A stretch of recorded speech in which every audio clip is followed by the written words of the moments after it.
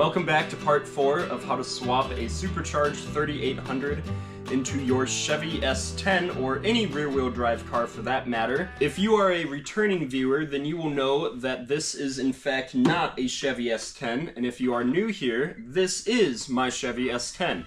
This is a 1969 Chevy Corvair on a 1996 Chevy S10 frame and running gear. Everything except for the body is S10. Mechanically speaking, it is an S10, but it is titled and registered as a Corvair. The engine currently in it is a stock 2.2 liter S10, 5-speed, blah blah blah, that I turboed, and we're putting in the 3800.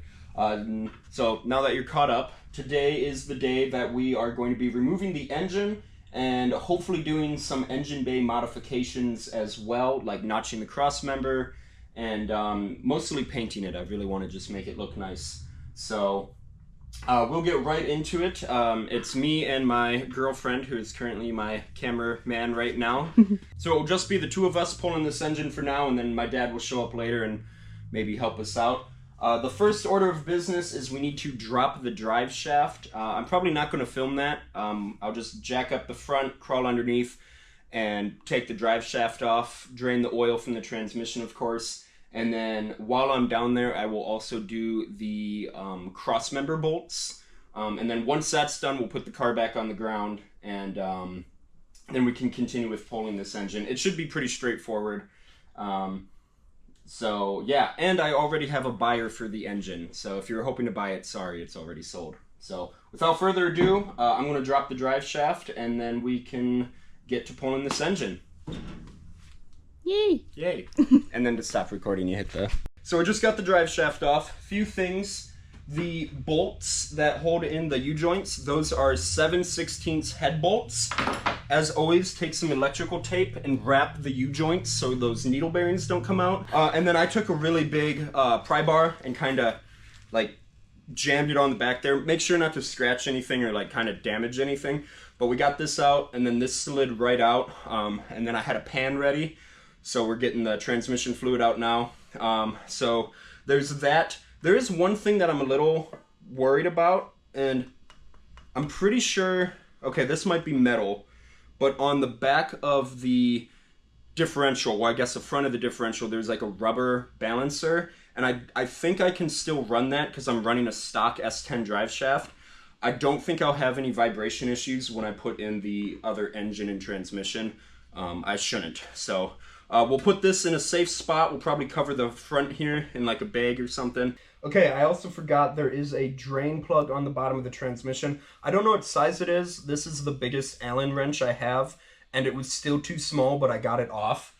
So we just drain that quick, get the fluid out of there, because I am in my parents' garage, and I don't want to make a huge mess. Because if you remember, when I removed the Pontiac engine, how big of a mess that was. So that is not the goal today. So now that we got that drained, we can finally start taking out the cross member bolt. Okay, so I was going to drop the cross member. However, it's like a bunch of bolts, and there's only one bolt that holds on the transmission. I think it's a 15 millimeter bolt, right? Because or a nut, I'm sorry, that drops down. So I think I should be able to get the transmission out without having to drop that cross member. Now I am going to drop it. I just don't want to be underneath the car with all this weight on it. I just don't really feel comfortable. So what I did is I went to the top and took out the actual shifter mechanism so we could slide it out. I have that sitting over there. And then there was like 2 plugs going into the transmission. I think one was a speed sensor, and I don't know what the other one was. So I unplugged that. So now what we're going to do is we're going to drop the front end, or put the car back on the ground. And most people would just open up the hood and kind of that with the engine. We're going to do things a little differently, which is, you'll see here in a second. And it's just going to make things like 1,000 times easier for us, because my girlfriend's behind the camera. Hi. So the first thing we're going to do after we get the car in the ground is we are going to drain the coolant. We'll get that drained just so we're not messing with that. And then we'll start pulling the engine. It's going to be super easy. It's literally 2 bolts that hold in the entire engine. And then it's just a matter of wires and stuff. So we'll get this back on the ground and you'll see what I mean by how easy it's going to be for me to get this out of here.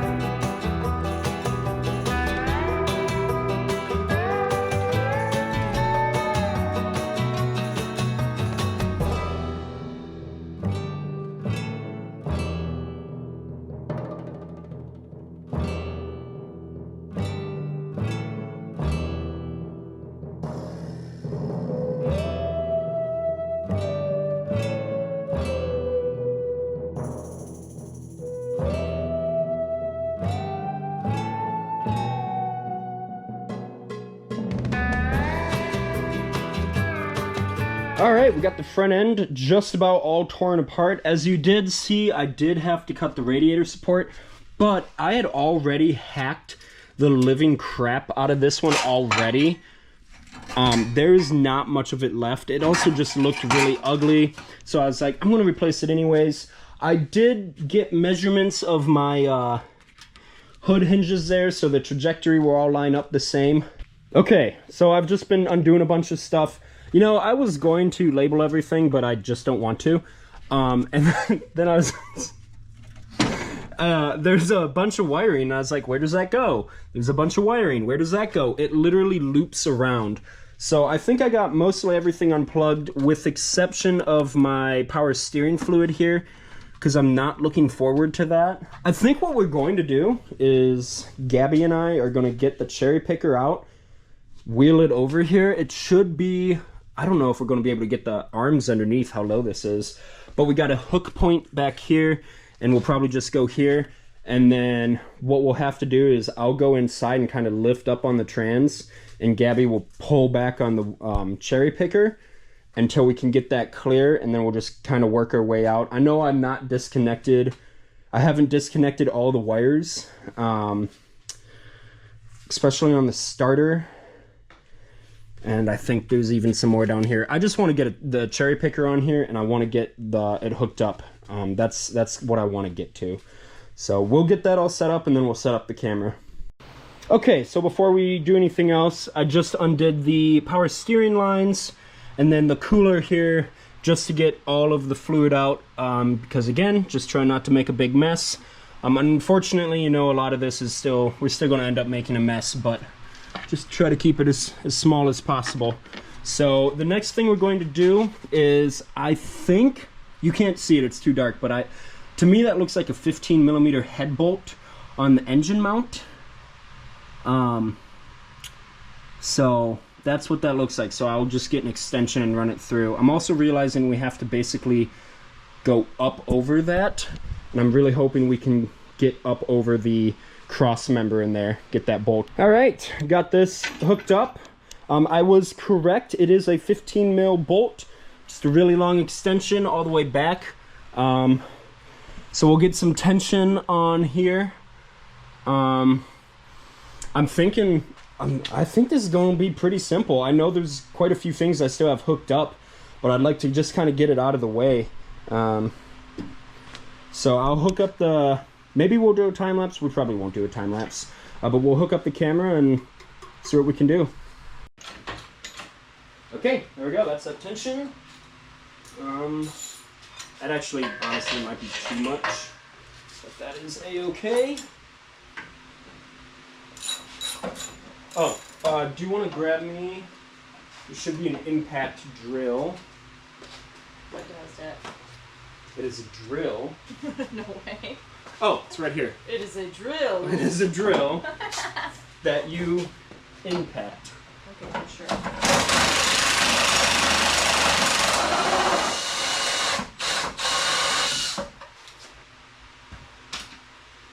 And then I put my hand in here, and the engine falls, and I lose my fingers. Oh, look at that! One bolt out. Okay. The only problem is I'm pretty sure they fed this one in this way. Okay, I guess that's not too big of a problem. It's just, I guess the oil filter would have been in the way otherwise. Okay, just got that bolt out. It wasn't that bad with a non-ratcheting one, but there is a plug right in front of you off the coil pack. You have to unplug that, not the entire coil pack, just that plug-in to get the bolt out, and then I just plugged it back in. So technically, the engine, with exception of a few bolts, is free.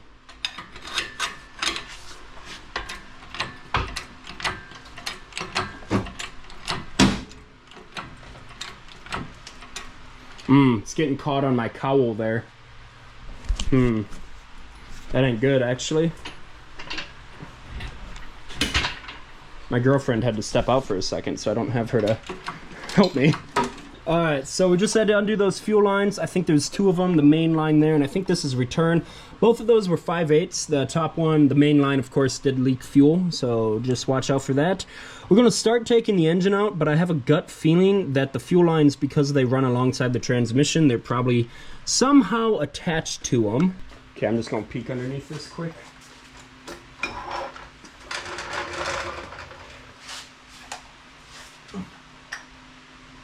We had to remove the starter because I was just in the way of the engine mount. I recommend doing that first. It wasn't that bad, but it also wasn't fun. We shouldn't really have much holding us back. The only thing I think that's going to hold us back is the bolt on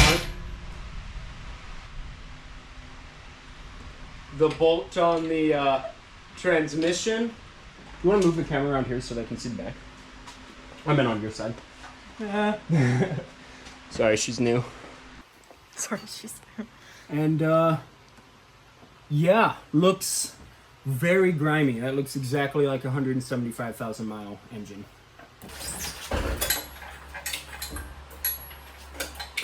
It's still stuck on something. Never mind, the engine's completely free.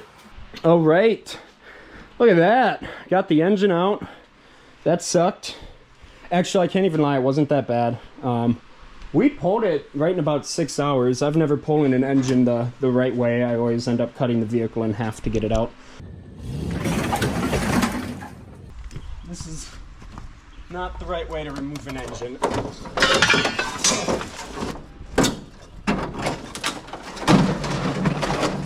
Alright guys, so I have this primo 1995 Chevy S10 for sale. I'm only asking $599. Okay, $499. And then Gabby has never pulled a vehicle of an engine either. So I'm at that point where I'm feeling like I might be a little in over my head. So yeah, but I feel good. We got the engine out. Yeah. I think I'm also going to take that engine mount out because we're not going to need that. And then I'm going to see what I got some wiring that I added that we can just kind of get out of here. And then all the other wiring I don't really need, but I'm not going to get rid of anything yet. And then ideally it would be nice to push this out and power wash the crap out of this. But we are in a pretty severe storm watch. So we'll get this cleaned up a little bit, get the floor cleaned up, and then we'll go from there. All right, so we got just about all the wiring harness out. There's literally 2 wires holding us back. No reason in taking out the body harness. So this is basically the engine harness, and this is the body harness. I just want to be sure I'm not getting rid of anything I need. Okay, well, very sad news. My girlfriend had to leave, so now this isn't as fun. All right, it is the next day. I am not quite sure where I left off. But today we are going to be modifying the subframe, or the crossmember. I'm sorry, we're going to be modifying the crossmember. Going to be pretty simple. It's going to be a lot of work though. But basically what we have to do is we're going to cut, and get that out of there. And then we're going to box it in so it clears the oil pan. Super excited for that because that's just going to be a lot of work and a lot of welding. One thing that I did forget to mention on this engine here, and on your engine, make sure you save the ground cable and the positive cable. Because the positive cable goes, I believe, a little, yeah, here it is. That goes all the way to your starter over there. So you don't want to have to source that in the future. Just take it from your engine and you can retrofit it onto this one. So I almost forgot to mention that. However, all of that will be gone over in the wiring episode. Not sure when that's happening, but you know, soon. So without further ado, I'll clean this up a little bit, get it marked. We do have fuel lines there, so I'm going to try to bend them and put them up through the transmission hole so I don't, you know, burn this car down. So we'll get that, and then we can get to cutting. Okay, I'm going to try to give you guys the best measurements I can on this, just so when you guys go to do it, this works for you. Oil pan to one side to the other is roughly 9.5 inches. So I'm going to give myself 10 inches using that middle hole there as a reference point and just go 5 and 5. So we'll mark there, and then bring that basically all the way back and down. So I'll get that marked up and you'll see what I'm talking about. So I was going to go up another inch and go like basically 12 inches, but I know it's going to be a tight fit, but I don't think it's going to be way that low anyway. Not to mention, I measured, now that I think about it, I measured flange to flange. I didn't measure the actual oil pan. I did the upper flange. So I have plenty of room. I also looked at a picture that my friend did of the same swap, and he didn't have measurements, but I looked at where his tie rods were, and they were almost the exact same spot as mine. So just go 10 inches off that center hole. And then the fuel lines, I tucked them inside. I wrapped some tape around it, and then I put cardboard here to help with sparks, so I don't die. So let's cut this out quick.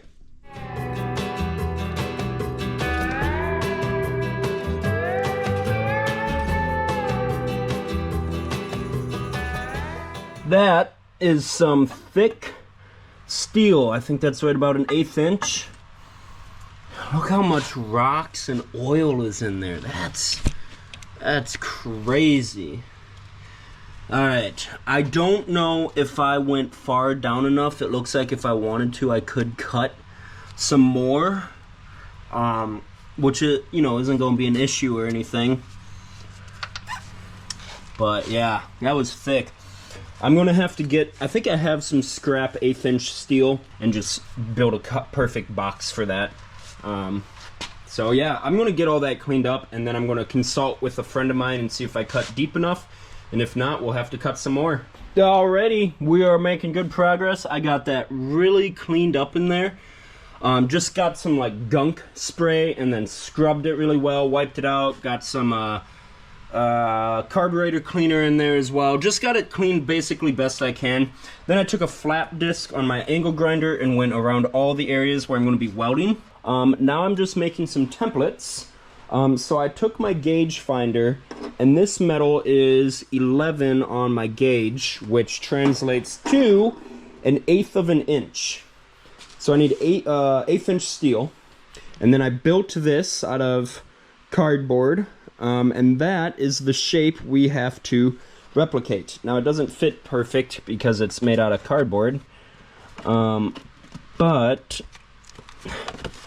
basically she just goes in and sits so nice, just like that. So that's what we have to make next. I just held the cardboard up and then traced everywhere. Alright, we are back. It is the next day. I took my cardboard template up here to the local metal guy instead of having to drive a half an hour away. And I was like, hey, I just need some 1/8 inch steel, enough of it that I can make this.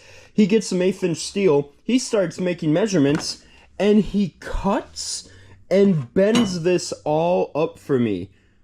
Like, crazy. Yeah, it took him like, probably like 15 minutes I was up there just talking to him. Now, there is one little problem, and that is, this cardboard template fits okay. It fits okay. And I should have done better measuring, because the problem is cardboard is malleable. It can move, it can bend, it can flex.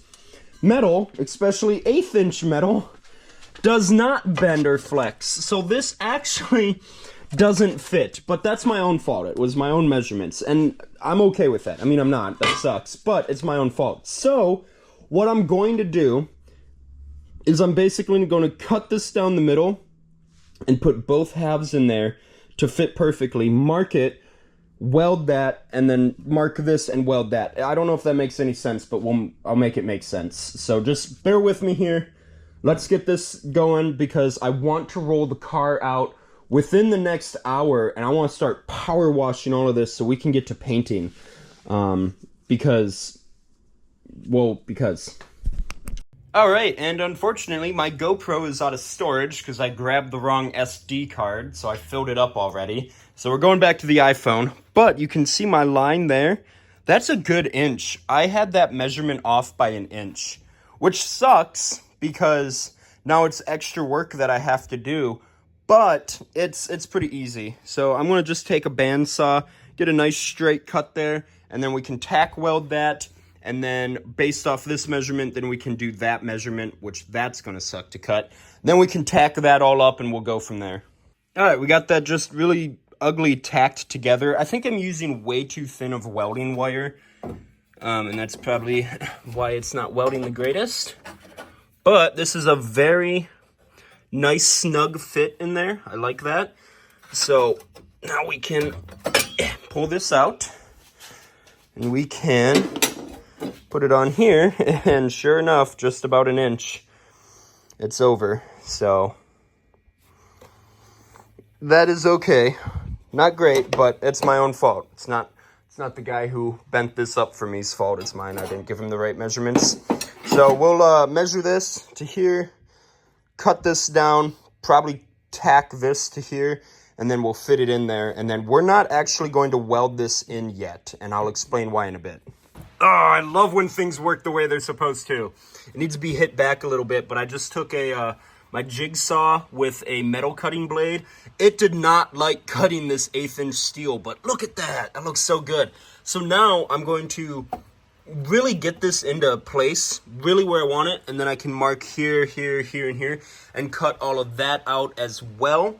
And then, yeah. Oh, man, dang, that looks so good. All right, we got that all marked out. We're just going to use the jigsaw again. Probably have to put a new blade on it. And then we're not going to weld this in this episode. And I'll explain why quick. As much as I really want to just weld that all solid and make it look super good, I was talking to my friend Mason, who I'm going to talk about more at the end of this episode, because he deserves a huge shout out, and well, you'll just see at the end of the episode. But basically, this project would not be happening without Mason. And so I sent him this picture last night of the metal and everything. I was like, oh, hey, look, I got it all bent up. I can weld it in tomorrow. And he said, don't weld this in until your engine mounts are done, until basically your engine is ready to go in.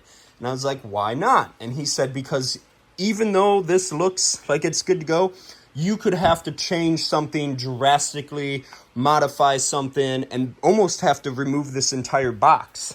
And a part of me really wants to just weld it in, but I almost made that mistake with my supercharger. We are going to test fit the engine first. So unfortunately, this won't get welded in this episode, but it'll probably be when we do the engine mount episode, which will be in 2 episodes from now. So, yeah. So anyway, we'll get this trimmed up quick, and then we can roll the car outside and start cleaning up and painting the frame. I'm really excited for that. Oh my God. From now on, when people ask me what I am, I'm going to tell them I'm an artist. Because that's what I am. I'm an artist. Look at that. Obviously, it's not fully welded. It's just being held together with tacks. And I just tacked it, so it's a little toasty. Jigsaw, all of this. My edges aren't perfect, but that's also because it was hard to rotate the blade. Let's see how this looks. And you're also seeing probably, oh, what's that going on there? That is to compensate for the 1/4 inch 1/8 inch, whatever, however deep it is. Difference in metal there. And also, it will kind of work as drainage if you think about it. Oh my gosh. Look at that. That is beautiful. It's not in there perfect. As you can see, I got some pretty nasty gaps going on there, but I haven't welded that yet.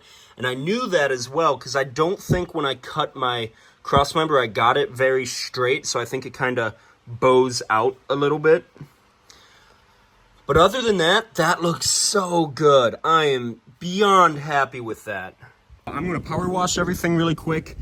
We did cover right there where the lines for the power steering go. So I'm just going to power wash the crap out of everything. And then if time allows, maybe we can even do some painting to the frame. Maybe, but the main goal is just to get it power washed for now. All right, we got this looking really good. Very happy.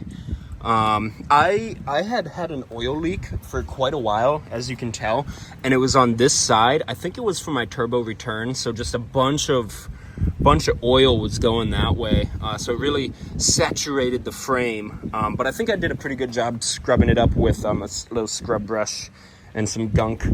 So now we're going to let this dry. Then I'm going to take some rust converting stuff and spray the frame, let that sit for about 20 minutes, wash it off, let that dry, and then I'm going to get a like a brush and do some paint over rust type stuff. And then all of this stuff, the firewall and the wheel wells, that will all be painted with like a spray paint can. So yeah, this all looks really good. Very happy with it. Yeah, a lot of grease came off. That's crazy. This is the stuff I'm going to be using. It's from a product called Rust Bullet. It's a lot like Pour 15, but a lot more budget friendly. So you just kind of pump up the handle and spray it. So that's what we're going to do next. It looks like everything's drying pretty quick.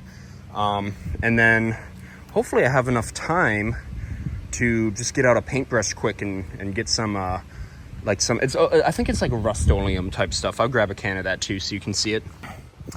This is all I have, unfortunately. The stuff that I really like is the Ace brand that you can basically just paint over top of rust with. I really like that stuff. I've used this in the past. My only problem with Rust-Oleum is it takes forever to dry.